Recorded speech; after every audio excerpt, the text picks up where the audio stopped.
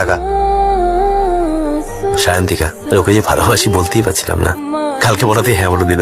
তোকে না বলে তুই রাগ করবি? হ্যাঁ আমার ক্লাসমেট, ওর একসঙ্গে ইন্টার্নশিপ করেছি। দেখ